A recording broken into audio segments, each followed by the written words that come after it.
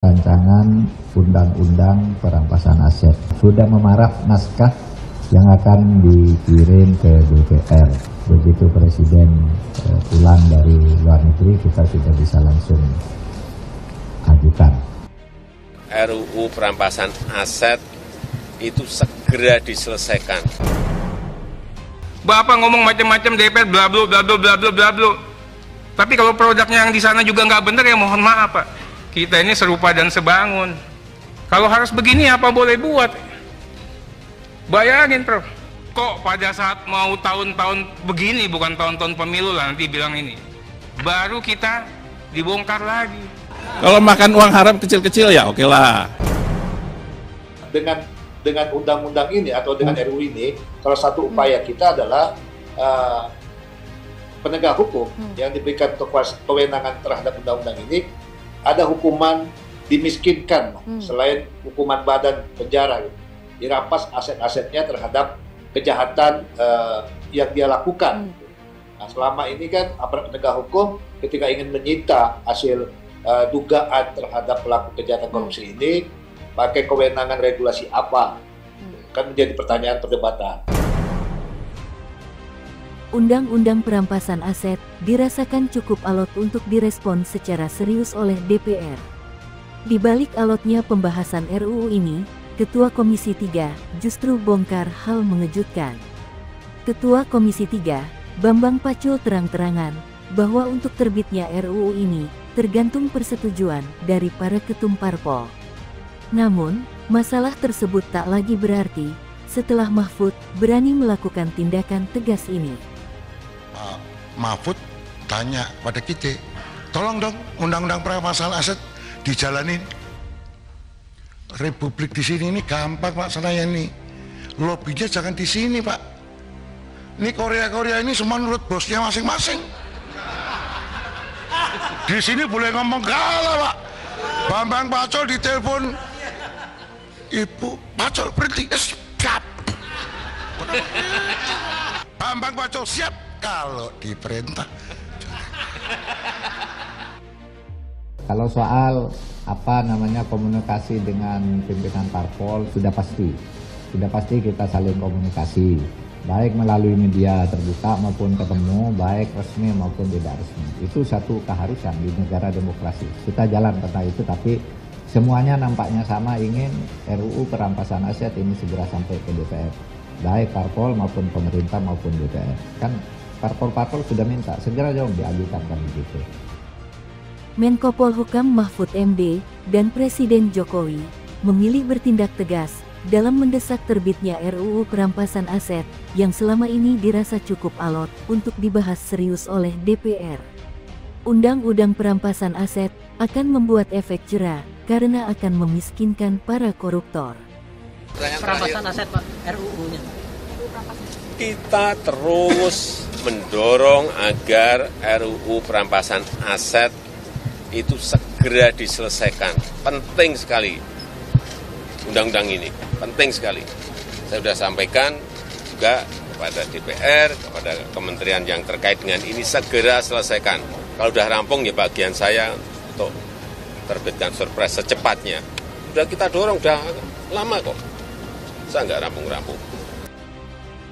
Kalau catatan saya sebenarnya apa yang tadi dibilang Presiden itu saya merinding loh.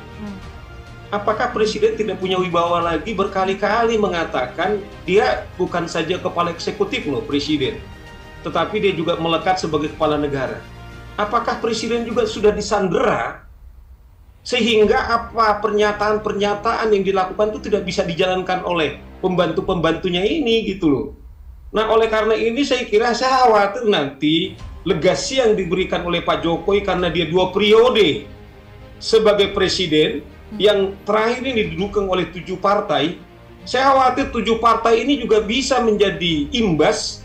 Karena apa? Publik tadi mengatakan 80% sudah mendesak, bahkan sangat mendesak. Artinya adalah kita tidak mau seakan-akan presiden ini sebagai lip service, tetapi disandera oleh pembantunya. Nah, oleh karena itu saya kira ini harus serius karena Pak Jokowi akan mengakhiri. Jangan sampai dicatat dia adalah presiden yang tidak berpihak pemberantasan korupsi.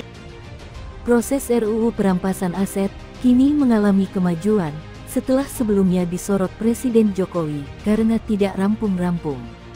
Menko Polhukam Mahfud MD mengatakan, RUU perampasan aset sudah diteken sejumlah menteri dan kepala lembaga. Mahfud menyebut, RUU perampasan aset tak lama lagi dikirim ke DPR untuk dibahas. Rancangan Undang-Undang Perampasan Aset.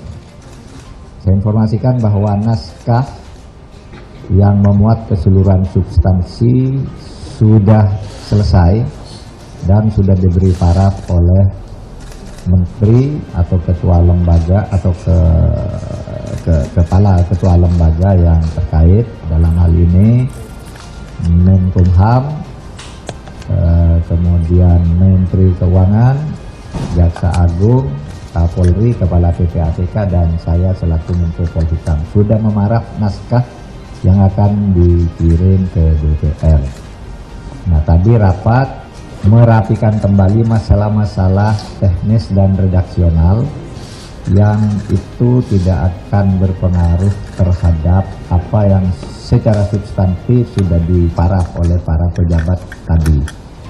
Nah, oleh sebab itu, insya Allah dalam waktu tidak lama, rancangan undang-undang perampasan aset ini akan segera dikirim ke DPR karena Presiden juga sudah mendorong kami agar lebih cepat mengkonsolidasikan materi-materi yang secara redaksional atau konsistensi narasi itu kalau masih ada itu nanti akan disisir lagi dalam 3 hari ke depan, sehingga nanti begitu Presiden pulang dari luar negeri kita sudah bisa langsung ajukan. Mahfud tak merinci kapan draft resmi RUU perampasan aset itu akan dikirimkan ke DPR. Ia mengatakan, para pejabat eselon 1 kementerian atau lembaga terkait akan menggelar rapat konsinyering terlebih dulu untuk membahas hal teknis terkait draft RUU tersebut. Mahfud menegaskan komitmen Presiden Jokowi agar melakukan konsolidasi materi guna cepat menyerahkan RUU tersebut kepada DPR. Di sisi lain, Mahfud mengklaim telah berkomunikasi dengan pimpinan partai politik terkait draft RUU perampasan aset. Ia berpendapat pimpinan partai politik dan DPR sudah meminta agar pemerintah segera mengajukan draft RUU perampasan aset tersebut. Dengan disahkan Undang-Undang Perampasan Aset, harta hasil korupsi akan disita dan para koruptor akan dimiskinkan.